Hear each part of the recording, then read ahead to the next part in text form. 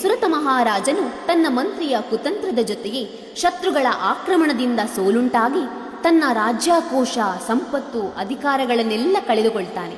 ತನ್ನ ಮಾನ ಪ್ರಾಣವನ್ನು ಉಳಿಸಿಕೊಳ್ಳುವ ಸಲುವಾಗಿ ನಾಡನ್ನ ಬಿಟ್ಟು ಕಾಡನ್ನ ಸೇರಿ ತನ್ನ ಮುಕ್ತಿಯ ಸಾಧನೆಗೆ ದಾರಿಯನ್ನು ಹುಡುಕುತ್ತಿರುವಾಗ, ರಾಜನಂತೆ ಹೆಂಡತಿ ಮಕ್ಕಳಿಂದ ತಿರಸ್ಕೃತನಾದ ಒಬ್ಬ ವೇಶ್ಯ ಸಮಾಧಿ ಎಂಬ ಹೆಸರುಳ್ಳವನು ಮುಕ್ತಿ ಪಥವನ್ನು ಅರಸುತ್ತಾ ಅರಣ್ಯ ಮಾರ್ಗವಾಗಿ ಬರುತ್ತಿರಲು, ಸುರತ ಮಹಾರಾಜನ ಸ್ನೇಹವಾಗಿ ಇಬ್ಬರ ಮಾರ್ಗವು ಮುಕ್ತಿಯೇ ಎಂದು ಅರಿತು ಕಾಡಿನಲ್ಲಿ ಸಂಚರಿಸುತ್ತಿರುವಾಗ ಸುಮೇಧ ಮುನಿಯ ಆಶ್ರಮವನ್ನು ಕಂಡು ಮುನಿಯಲ್ಲಿ ತಮ್ಮ ಅಳಲನ್ನು ತೋಡಿ ತಮಗೆ ಮುಕ್ತಿಯ ಹಾದಿಯನ್ನು ತೋರಿಸಬೇಕೆಂದು ಕೇಳಿಕೊಂಡಾಗ, ಸುಮೇಧ ಮುನಿಗಳು ಶ್ರೀ ರಾಜರಾಜೇಶ್ವರಿ ದೇವಿಯ ಮಂತ್ರೋಪದೇಶವನ್ನಿತ್ತು ಸದಾ ದೇವಿಯ ಧ್ಯಾನದಲ್ಲಿರುವಂತೆ ಸೂಚಿಸಿದರು.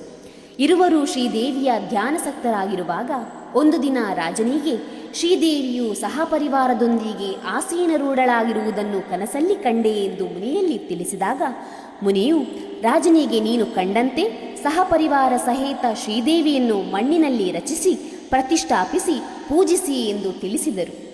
ಋಷಿಮುನಿಗಳ ಮಾರ್ಗದರ್ಶನದಂತೆ ತಾಯಿಯನ್ನು ಪ್ರತಿಷ್ಠಾಪಿಸಿ ಪೂಜಿಸಿದ ರಾಜನಿಗೆ ಕಳೆದುಕೊಂಡ ರಾಜ್ಯ, ಸಂಪತ್ತು ಎಲ್ಲವನ್ನು ಮರಳಿ ಪಡೆಯುವಂತಾಗುತ್ತದೆ. ಸಮಾಧಿ ಎಂಬ ವೇಶ್ಯನ ಇಷ್ಟಾರ್ಥಗಳು ಕೂಡ ಸಿದ್ಧಿಯಾಗಿದೆ ಎಂದು ಪುರಾಣದ ಕಥೆಗಳು ಉಲ್ಲೇಖಿಸುತ್ತವೆ.